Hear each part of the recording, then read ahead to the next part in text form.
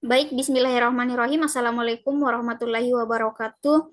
Yang terhormat, dosen pengampu mata kuliah Sosiologi Antropologi Gizi, dengan hormat kami sebut namanya Bapak Andi Muhammad Zulkifli, SKM MKes. Nah, di sini kami akan membahas terkait peran keluarga dalam pembinaan kebiasaan makan anak.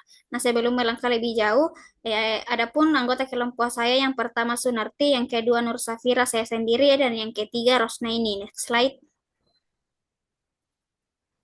Adapun tujuan dari eh, materi kami yang pertama menjelaskan bagaimana keluarga mempengaruhi kebiasaan makan anak. Yang kedua mengidentifikasi praktik keluarga yang mendukung pola makan sehat. Yang ketiga menyajikan strategi praktis yang dapat diterapkan orang tua. Nah, selanjutnya saya persilakan kepada pemateri untuk melanjutkan materi.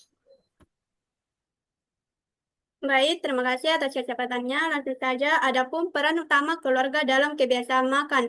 Yang pertama itu role model atau panutan. Orang tua mencontoh perilaku makan sehat, misalnya mengkonsumsi sayur dan buah, tidak makan sambil bermain. Anak cenderung meniru kebiasaan makan anggota keluarga. Yang kedua itu penyedia atau fasilitator, menyediakan dan menawarkan makanan yang beragam, bergizi, seimbang, dan aman, mengontrol jenis makanan yang tersedia di rumah, misalkan membatasi makanan instan atau rendah gizi. Terus yang ketiga ada edukator atau pendidik, mengajarkan pentingnya makanan bergizi dan etika makan yang baik, misalkan mencuci tangan, berdoa, makan dengan santun. Terus yang keempat itu menciptakan lingkungan positif, menciptakan suasana makan bersama yang menyenangkan tanpa tekanan dan fokus pada makanan, misalkan menjauhkan gadget dan mainan saat makan. Terus yang terakhir itu motivator dan pengawas, mendorong anak mencoba makanan baru, mengawasi frekuensi dan jenis asupan makanan harian.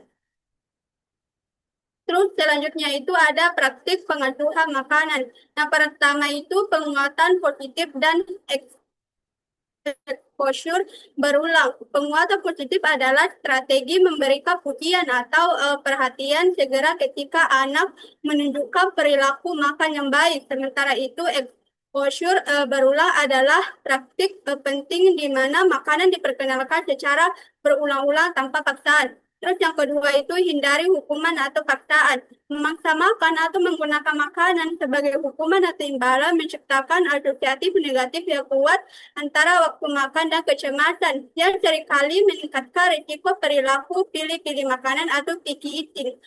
Terus yang ketiga itu libatkan anak dalam memilih dan menyiapkan makanan. Ketika anak terlibat, misalkan mencuci sayur, mengaduk adonan, memilih buah di pasar, mereka merasa memiliki andil dalam proses sehingga lebih termotivasi untuk mencicipi hasil akhir. Terus yang terakhir itu ada aturan konsisten.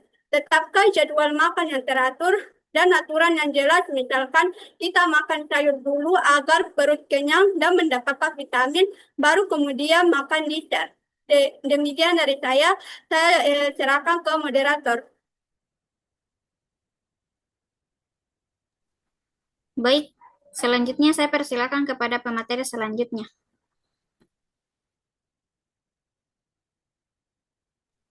Baik, terima kasih atas kesempatan yang diberikan kepada saya. Selanjutnya ada peran meal time atau makan bersama dan suasana keluarga. Yang pertama itu lingkungan bebas tekanan. Suasana yang hangat dan santai tanpa paksaan, gawai atau konflik untuk mencegah keceplosan dan penolakan makanan atau food refusal, serta memungkinkan pemberian makan responsif. Yang kedua, fokus dan pengaturan diri, di mana menghilangkan distraksi saat makan untuk membantu anak fokus pada makanan dan mengenali sinyal kenyang mereka. Dan untuk mencegah kebiasaan makan berlebihan atau mindless eating. Yang ketiga, role modeling positif. Waktu makan bersama adalah kesempatan utama bagi anak untuk meniru dan mengadopsi kebiasaan makan sehat serta etika makan dari orang tua. Yang keempat, ada peningkatan kualitas gizi, di mana makan bersama cenderung meningkatkan konsumsi makanan rumahan yang lebih kaya sayur, buah, dan nutrisi dibandingkan makanan yang dikonsumsi sendiri. Yang kelima, menciptakan struktur atau rutinitas, di mana jadwal makan yang teratur atau rutinitas membantu anak memahami kapan waktu makan dan kapan harus berhenti untuk mendukung regulasi sinyal lapar atau kenyang. Next slide.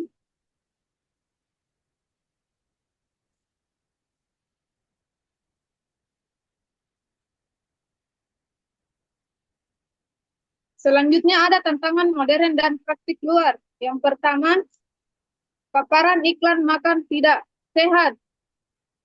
Iklan masih atau terutama di media digital mendorong anak untuk meminta dan menginginkan makanan tinggi gula, garam, dan lemak yang secara efektif melemahkan pesan sehat dari keluarga. Yang kedua, kemudian ultra proses food atau makanan kemasan siap saji atau UPT sangat mudah diakses dan murah. Ini menjadi pilihan yang sering diambil keluarga sibuk. Namun asupan UPT ini yang tinggi berkontribusi pada risiko masalah gizi. Yang ketiga, faktor sosial ekonomi, di mana keluarga berpendapatan rendah seringkali memilih akses terbatas ke bahan makanan segar yang terjangkau, membuat makanan padat energi namun miskin gizi. Selanjutnya ada jadwal sibuk keluarga, di mana keterbatasan waktu orang tua akibat kesibukan kerja ini dapat mengurangi waktu untuk menyiapkan makanan segar di rumah untuk meningkatkan ketergantungan pada solusi cepat, instan atau siap saji. Next slide. Kemudian ada pula strategi praktik untuk keluarga, di mana yang pertama itu sediakan makanan sehat di tempat terbuka. Pastikan buah dan sayur mudah dilihat dan dijangkau anak di rumah. Kemudian buat rutinitas dan bebas gadget atau terapkan jadwal makan yang teratur dan pastikan meja makan bebas gadget. Kemudian yang ketiga, orang tua sebagai role model, di mana orang tua harus secara aktif menunjukkan perilaku makan sehat seperti menikmati sayuran karena anak belajar lebih banyak melalui peniruan daripada industri verbal. Yang keempat, libatkan anak di dapur. Ajak anak terlibat dalam memilih atau menyiapkan makanan.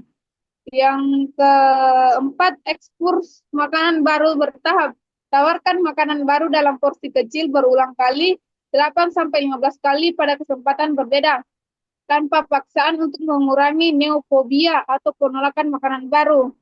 Atur batas cemilan dan manisan. Jangan melarang total, tetapi kontrol ketat porsi dan jadwal konsumsi cemilan dan minuman manis. Sekian dari saya kembalikan kepada moderator.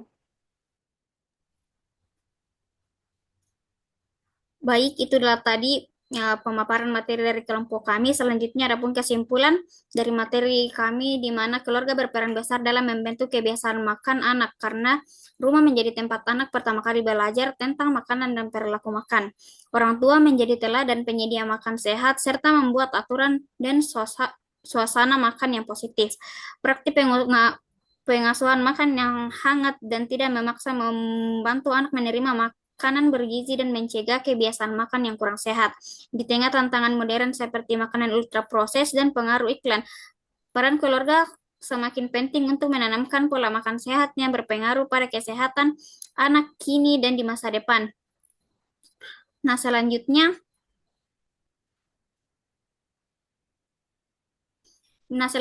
pada slide terdapat daftar pustaka, bisa dilihat dan mungkin inilah presentasi dari kelompok kami. Kurang dan lebihnya mohon dimaafkan. Wassalamualaikum warahmatullahi wabarakatuh. Waalaikumsalam warahmatullahi wabarakatuh.